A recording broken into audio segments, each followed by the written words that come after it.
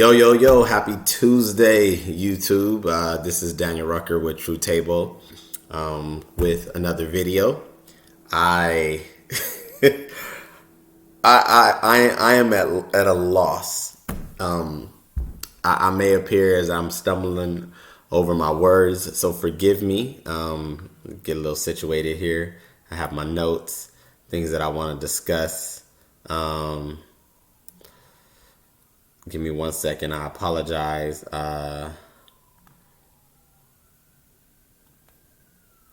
Okay. Yeah. Now, this is in no way a reflection of my lack of preparation. What I wanted to do today is I wanted to talk about it is multifaceted. It's a multifaceted. It is so many components to the issue that is present with the battle of male versus female and female versus male and all of the interconnected components that do make up this particular space. So I don't have the time today to pull apart every aspect of what I want to discuss. However, I do want to touch on something because I had initially planned on bringing some different content to you guys. But in my studies and research, I view other content creators. I have no problem necessarily connecting you guys to those resources because I believe now is a time of information that we live in. And it is, how would I put it? The time that we live in now is so informative that information is at our fingertips and it's necessary for what I believe the progression of each and every person who decides to digest it and take it and apply it to their daily lives. The topic of today is the delusion is real. Like, it is so real. The people that know me, the people who are getting to know me through this platform and this channel will start to understand, how I view things and my perspective and how I formulate and how I process. And a lot of what I have developed over the years is an ability to try to gather a broad perspective. What I found is that depending on the audience that you talk to, depending on the person that you talk to, it is conversations can be very difficult when trying to even establish a narrative or establish a direction of the conversation. What do you mean by that, Daniel? What I mean is that sometimes certain terms, certain verbiage is necessary in order to even get the conversation to head in the direction that you intended when you started talking. And a lot of times, me as an individual and others, I'm sure, share this same trait. And that means that you may at times generalize a certain stat or viewpoint in order to try to drive your point. What makes it very difficult, what also makes for a clear-cut characteristic defect, is a person that does not allow you to find your point when you say things that are generalized because they feel that their isolated incident or their isolated experience level or their isolated viewpoint makes up the overall rule for the topic at hand. This is a very disruptive tactic. It is something that I have found that people do, specifically in certain spaces, women do, and it's exhausting. It's juvenile. It is counterproductive because there is no system that I know of, or no person that I know of to date that has the ability to be able to survey the world, the ability to be able to gather every ounce of every micro percentage of information to make an argument so concrete, so airtight that it is flawless in every way. No person, no system have the ability to do that. Google and Wikipedia are not even that powerful. And they got an entire team of people who spend their days gathering information. So those people who have those mindsets that you have to bring an argument that is so airtight that also brings a certain level of certainty or facts to their own isolated incident for them to be able to open up to the possibility that you may just know what you're talking about is asinine. So anyway, I got off a little bit on a tangent, but like I said, I was viewing a particular debate today, and I believe the gentleman's name is Marquette. Check him out. He has a YouTube channel by the name of The Sinner and the Saint. Pretty solid information, and I like the brother and what he's doing. So shout out to you, my brother. Keep doing what you're doing. But I viewed one of his topics today, and it was a debate between him and a young lady. And oh my God, like my head is still spinning. And I looked at this hours ago because I just could not believe the amount of contention that was there. The amount of just, there was good points made. There was relative points made. There was information given. And it seemed that it could not necessarily become fluid or flow. Flow is a better word. It could not flow the way that was intended, because the female in this particular equation started to arrive in the debate as a combative, as an individual that did not want to add any value to the actual conversation, other than her emotional components to it, other than her own isolated situations to it, other than the things that she's experienced or what she felt the world was like based on her own little viewpoint of the world. And it is very exhausting for someone like myself, who I feel, and let me just go off on a side note real quick. Myself and other men, I'm going to speak for them, because I believe that when you're on a certain wavelength, you identify with one's self, one's spirit, one's outlook, one's mindset.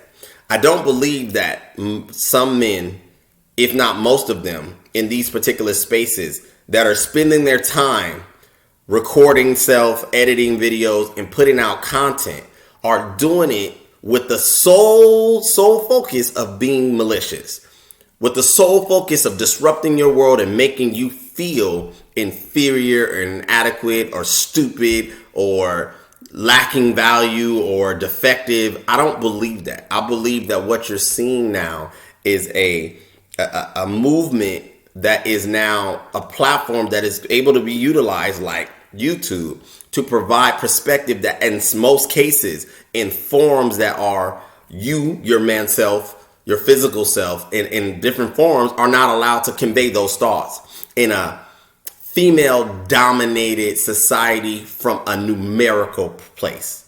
What do I mean by that? I had the privilege of having a job some years ago where, prior to my level now, I was a short order cook. And I used to have some of these conversations with some of my coworkers. And what I found was it was difficult to try to have a very mature exchange of an outlook when I was speaking to a woman with something that was just from an adult perspective, a debatable perspective. So I'll be a little bit more clear. What I used to do is I used to ask certain questions because I like to gauge sometimes where someone's perspective is or their outlook on something is, and how we can maybe, learn from each other. That's usually me. I'm an intellect. And what would occur when I was explaining certain things, like, let's say treatment from a woman to me. So I could be talking about hanging out with a young lady, maybe dating a young lady, and how that particular situation wasn't going to work out because she wasn't trained. And if I was speaking to a woman and I used the word trained, oh my God, the response level to most of the interactions I had with females was always negative and was always met with aggression. It was never met with intellect. It was never met with inquisitive, energy. Like, what I was looking for when I used the word trained was someone to ask a question. What did I mean by trained? Not, oh, hell no, trained. She's not a dog. She's not your animal. She's not your child. And that's what I would get. But anyway, not to put too much into that particular story, but it's similar to, and again, what I observed in this particular debate was that a lot of times we as men are trying to establish and build. Ladies, are you listening? Okay. Men, are builders. We're solution-minded beings. We are productive. We're builders. We construct. We create. We move forward. Progressive. That is our biological nature. That's how we're designed. No matter what you do, that is always going to be our process. Always. And what happens sometimes is that when men are trying to be men, and when I say that, I say it in a sense that is trying to be men from a natural place. And a woman decides that she wants to participate in trying to curate and control how that is supposed to arrive in the world, you're out of line. You're out of position. You're out of order. I'm here to tell you, Daniel Rucker, myself, you're out of order. It was never a woman's job to decide what a man was supposed to do. That was never her job. Nowhere in history, and I'm saying this without me being an avid historian or without me being someone who studied history and spent an immense amount of time digesting information. A lot of things that I learned are by simplistic observation and just understanding the world that is, the world that was, and the world that will continue to be. And most of that comes from just opening my eyes and observing. Women were never designed to dictate, control, or maneuver how men were supposed to be men. That was never their job. How can you say that, Daniel?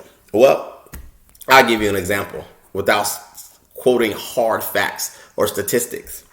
We have a society right now that exists of more single mothers than we have had in history.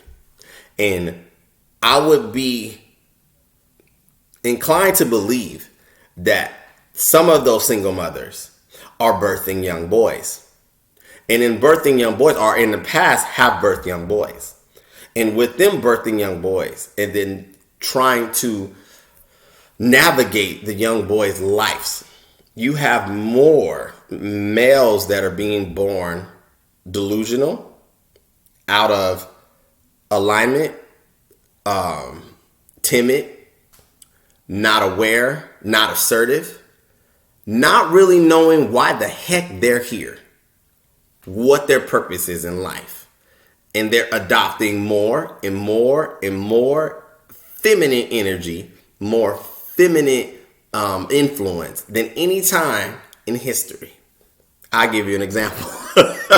And this is a very passionate topic. This is it's so multifaceted. I know I'm going to have to do pretty much a series on it. I know it, because there's just so much information. I'm going to link, the particular channel, this particular topic I'm talking about in the description so that you guys can peep it at your leisure. It's very long, but very much worth it. I think anyone would enjoy it. But anyway, so I had mentioned in the video before that sometimes I spend time going out. I enjoy dancing. It's one of my things.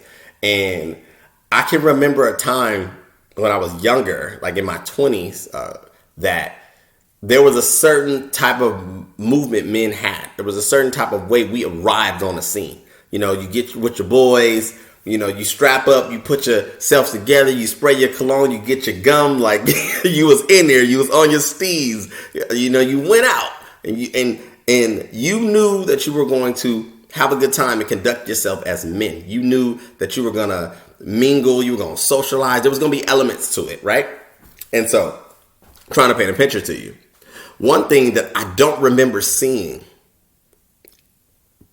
pretty much ever in that time frame was grown men turning their selves, their rear, their ass around and putting it on a young lady and twerking. Like I don't ever remember seeing that. That has been something that I have witnessed in recent years in abundance. And it's disgusting. When I actually see it and I'm physically there on the scene, I go grab that young man, tap him on the shoulder, and tell him he's a man. What the heck are you doing? That is not how we show up in the world. That's not how we were designed to show up in the world. What the heck are you doing backing your ass up on some woman? That mess ain't cute. It's not desirable. It's not masculine. It's not proper. What the heck are you doing? And it's sad because we have such a society that I've actually had the privilege of talking to some of these young men, and what they told me is, well, Daniel, man, you just can't go straight up to them sometime. You gotta ease your way on in there because you know how they are. They kind of aggressive. They kind of crazy. They're a little angry. So, I do that so that I can get close to them. Are you serious? Like, are you serious? It's sad. It's so sad. It's so sad. But I get it. I understand what they mean because the landscape has changed. The interaction between the male and the female population has changed. So much so that, again, what I said earlier, the delusion is real. Like, it is on 15. It is like, it's potent. It is aggressive, and it's fluid. You have more people, males and females, operating in capacities that they were never really truly designed to operate in, right? Things to consider. Go back to my notes. I'm trying to calm down because, like I said, it's passionate, and I wanted to come, today and bring just, adding some level of my own viewpoint because there's just so much to it. I mean, you guys, prior to me jumping on YouTube and sharing my thoughts, I've been doing this work for years. I actually had the privilege years ago at my church where I was responsible for overseeing the youth group. And my responsibility was to bring a perspective to help prepare them and shape their minds age 13 to 19. And at the time, I believe I was like 22, 23, give or take. But what it was to help to identify and teach them skills and teach them, things that were going to help shape their mind to prepare for adulthood, the transfer of, adolescent, teenage years to young adult years to adulthood.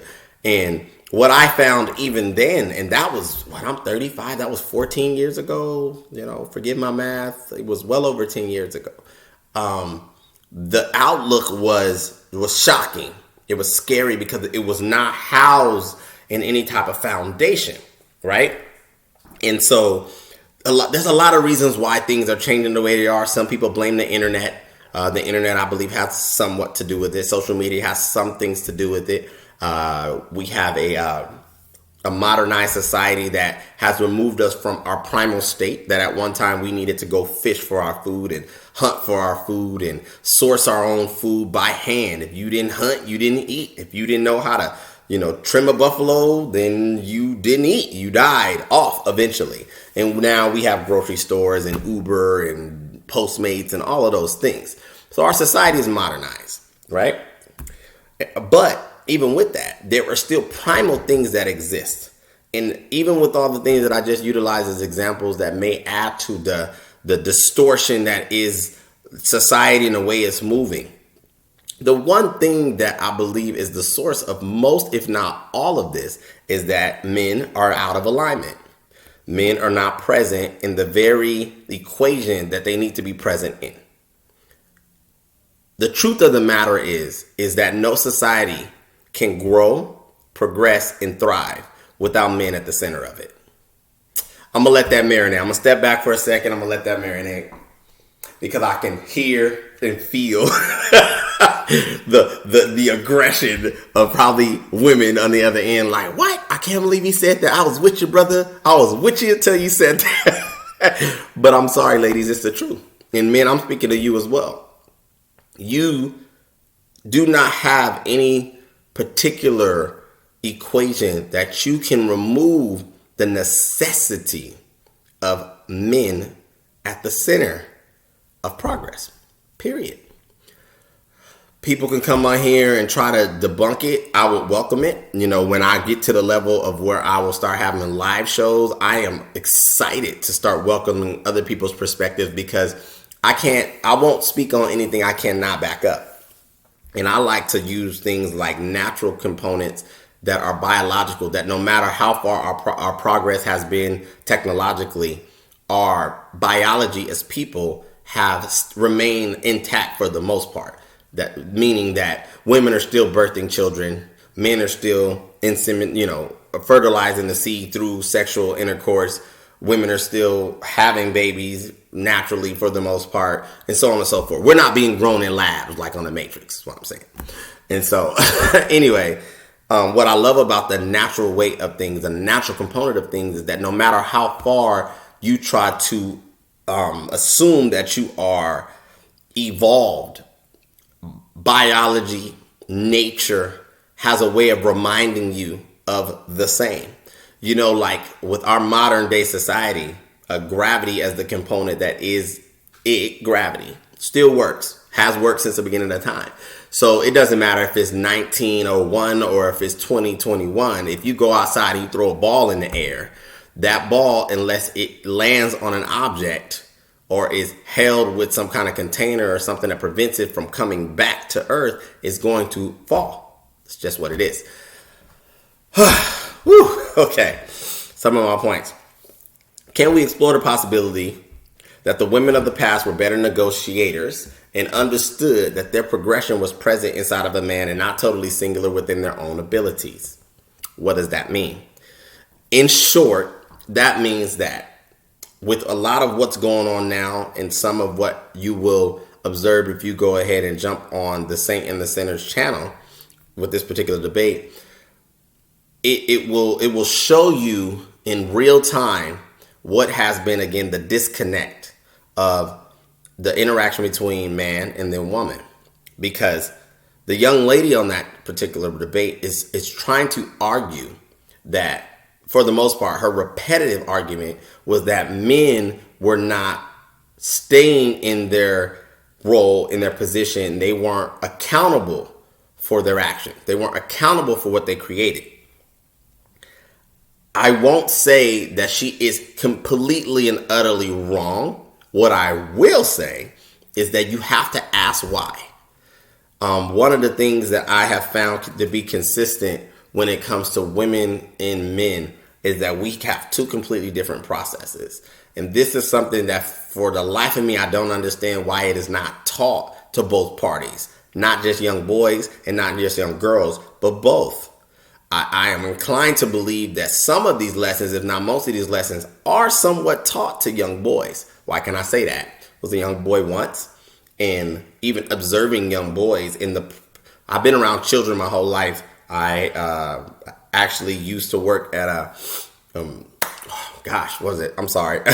Boys and Girls Club of America when I was 13 years old, from 13 to 15. So I had the opportunity of observing, the structure that was parenting, as well as the scholastic component in raising children and their outlook and their mindset and all of those things. And then I had mentioned to you moments ago that I actually was a youth counselor at a church at one time as well. But that's a part of my resume, and as I continue to post these videos, you'll learn more about me. But anyway, why that's important? It is important because her argument was trying to say that men had avoided their responsibility. And going back to my point, I have witnessed parents or parental figures actually addressing male treatment, boy treatment to girl treatment at the level of adolescence. Something along the lines of, you don't do that. You don't treat her that way, or you don't handle her that way, or you don't talk to her that way, or be nice. It is usually enforced to a young boy how we are supposed to conduct ourselves when interacting with young girls.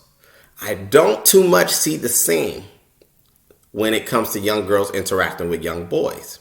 Now, again, this is just, to a degree, this has been somewhat of my observation, and some of this I've studied and just what I've witnessed and also observed, but it is an assumption, a safe one, I would conclude, that there is a difference in the parenting when it comes to the sex that is the child. And some of why I can say that is because you see the outcome of when a young girl grows and what shows up 18, 19, 20, 25, 30. Usually her behavior is a direct indication of her parenting, lack of parenting, destructive parenting, asinine parenting, whatever it may be. And the same does go for males, but I'm in a sense trying to more bring some validity to my argument that was this channel in this debate, that you could clearly see and understand that there was some type of disconnect in her ability to understand what her role was as a woman, her own choices and responsibilities and things that she's done, and then what a role or the responsibility of a man is. Let me try to bring that back in. A lot of times what I see is that young women collectively, try to create the narrative of what they believe a man is supposed to look like, show up like, act like, present himself like, conduct himself like.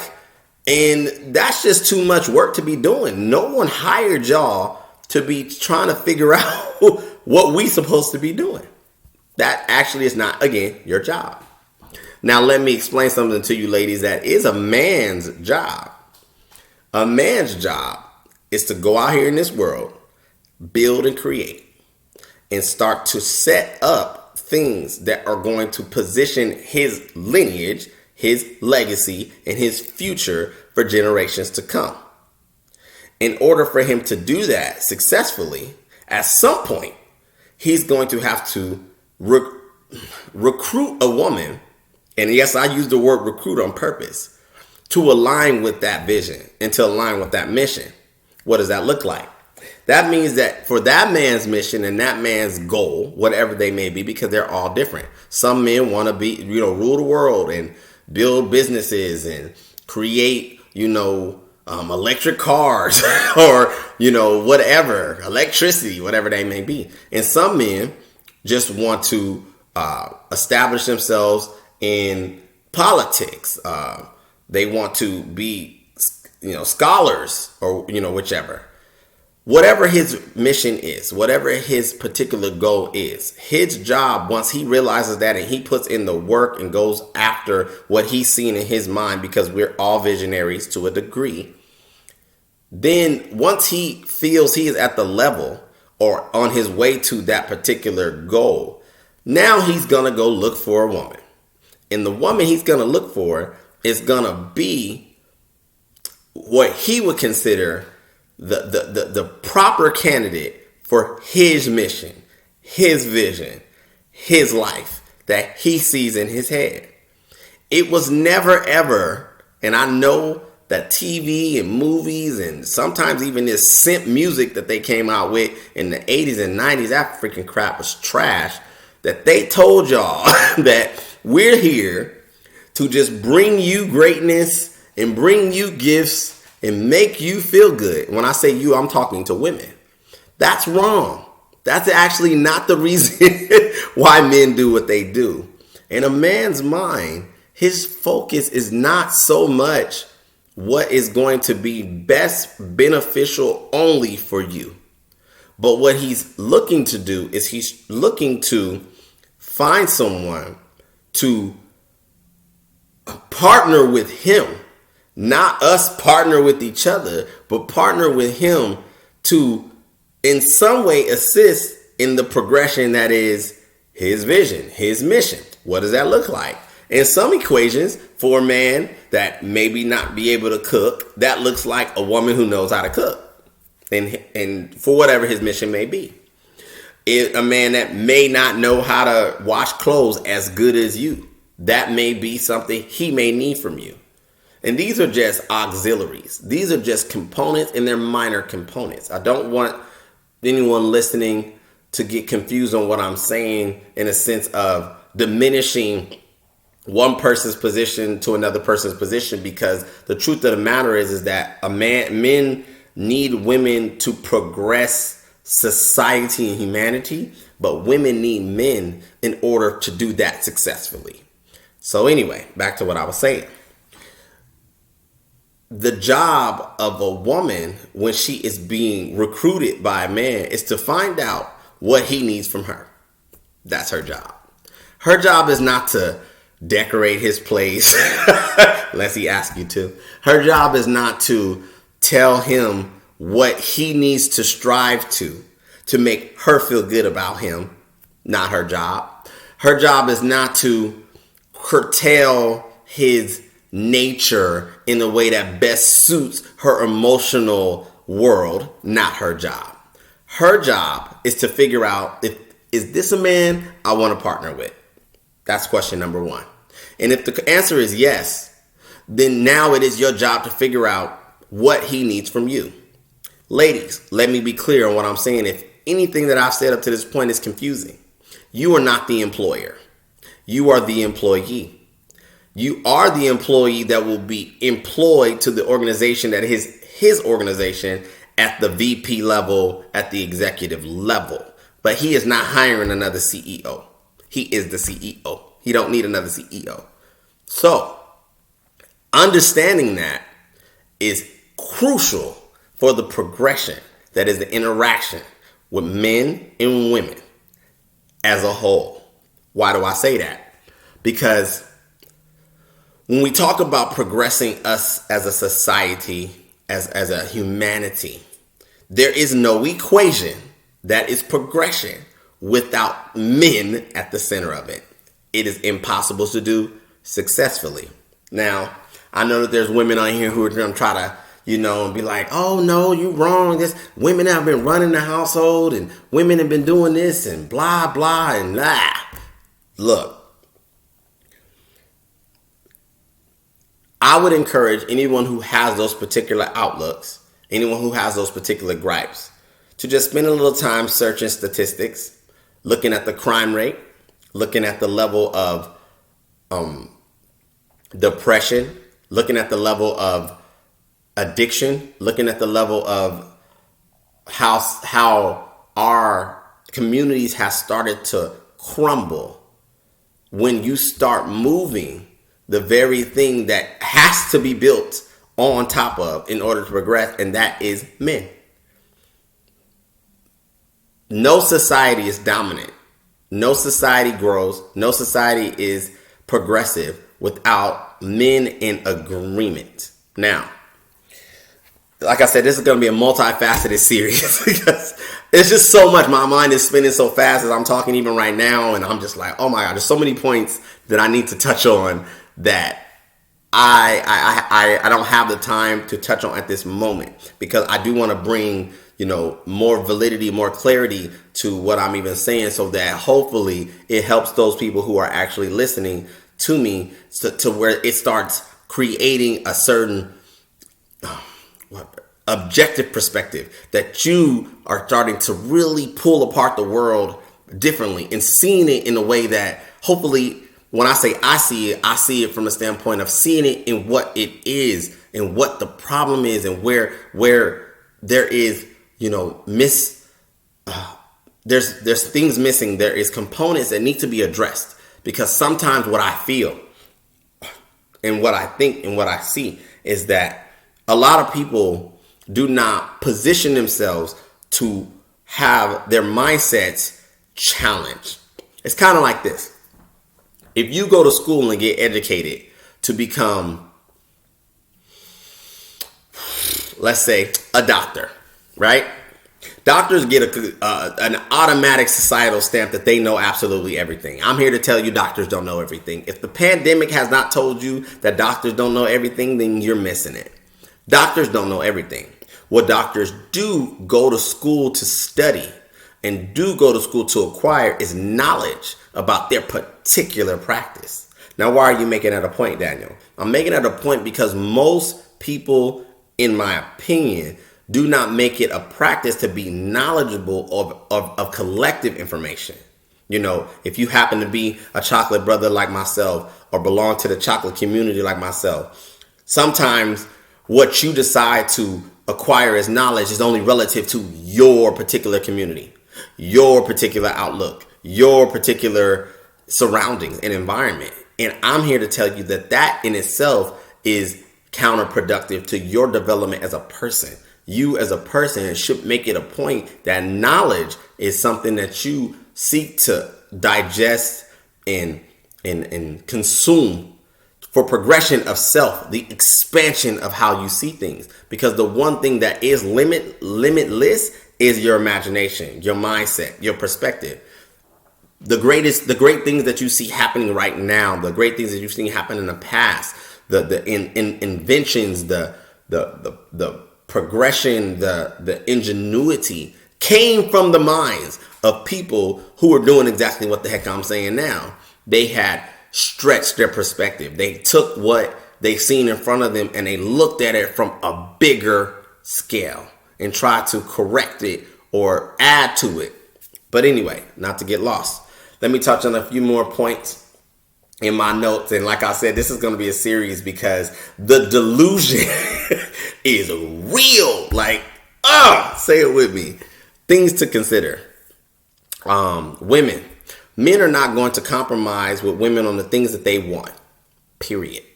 What do I mean by that? There are several content creators on YouTube right now, prominent, who are doing their thing, and they have the same sentiment. And I actually used to say this particularly to a young lady that I used to be friends with, and we used to converse a lot. And she used to use the word compromise all the time. I love that word when it's coming from a woman because somehow, some way, it seems to always be something they feel is going to give them a certain level of leverage. And in my video before, I talked to you gentlemen and I said, women are always trying to figure out and test where they lie, what they can get away with, their own boundaries, right? So compromise, in my opinion, is a word that women like to use that gives you the illusion that they're giving you equal voting rights in your world. I'm laughing because it is hilarious to me. Men don't compromise. Period. That's just not in our DNA. Why do I say that? Compromise means that you are considering something that is less than your standard.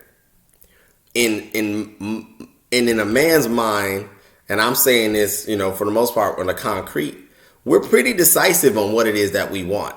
Now, that doesn't mean that we won't entertain certain things that are contrary to our standard. I'll give you an example. If you want a woman who is 5'5", 120 pounds, curvy, nice body, whichever, however, that is your standard. Like, that's what you idolize. That is what you position in your mind as the goal, right? The goal of that woman and her physique and things of that nature may belong to your actual life and vision for your life and your vision, the long term. That doesn't mean that if a girl shows up who's 5'1", 140 pounds, who's relatively cute, tolerable in the sense of her looks or whichever it may be, that you're not going to necessarily give her some, or entertain her for the time being. I used to use this analogy that a man can be hungry for a certain meal and love lasagna. That may be like the epitome of the standard that is the perfect meal for him. But if he is in the middle of the desert, driving to, let's say, Vegas or Arizona, and there's a Rally's on the way, and he's hungry, he'll eat that Rally's. Like it's not even debatable. If he had a 2-hour wait to get to the lasagna, but Rally's is 5 minutes, he'll eat that Rally's. That doesn't mean that he's still compromising his standard for the overall. And a lot of times I think that is confused. It's confusing to women when men make certain choices that in their eyes they see, well, you said you wanted this, but how she show up? Or you said you wanted this, but why are you, doing this? I think that a lot of times men in certain equations are not as rigid with their standard when it comes to things that really aren't pivotal and life altering. You know, like a meal. Like, that's not, if he gets the rallies compared to the lasagna, guess what? He's still living. It's not that big of a deal. But anyway, men don't compromise. I want this to sink in because they don't compromise. And a lot of times, the compromise that I'm referring to can be relative to who they pick as their life partner. It can be relative to the living situation, the car they drive, the career, whichever. But the compromise I'm talking about is that when a man sees and knows and sees and understands his nature, his contribution, his value, what he brings to the table, what he wants from his environment. You know, I have this saying, I have a lot of sayings. I got things that I say all the time and things that I live by, and feel free to take them for yourself. That's why I'm here. I believe that the true identity, how do I want to say this? The true identity, or the true telltale sign of a man, one of them, one core, because we'll focus because there's many, is that he has the ability to dictate and control his environment. And that environment could be his household, his workplace, his vehicle, his social circle, and things of that nature. If a man has the ability to do that, he will. Why? Because we're orderly beings. We are designed to, again, create. And it's whatever we see as the standard for ourselves. So I'm going to give you an example, and I'm going to wrap this up because this is going to get long-winded. Like I said, I'm going to have a series on this. So far, for those who are jumping on or have been hanging with me for the last 41 minutes, I appreciate it. Go ahead and hit the like button. I appreciate it. Subscribe. That will definitely help the channel, help this information to reach more people. But I'm going to say this last point and then we're going to wrap it up. When it comes to a household, comes to a man and he's dealing with a woman and he has a standard of what his lifestyle, his household, his interactions are going to be. If he is dealing with a woman that is combative, disruptive, disrespectful, non-compliant, aggravating, difficult, and the list can go on. The likeliness that he's going to remain in that particular situation for a long-term stretch is slim to none. Why? Because at the end of the day, what most men, if not all men, value more than anything is peace. I'm going to leave you guys with that right now. Like I said, go ahead and hit the like button, subscribe. I appreciate it. I know I got off a little bit on my rambles and stuff. Like I said, I am tremendously passionate about this, channel, about information, about people. I want to see folks win, and that's why I'm doing this. So I'm going to do my best to connect you guys to great information, myself and others that are doing a good work. The Delusion is Real Part 1. Thank you for tuning in. I'm Daniel Rucker with True Table. You guys enjoy the rest of your day.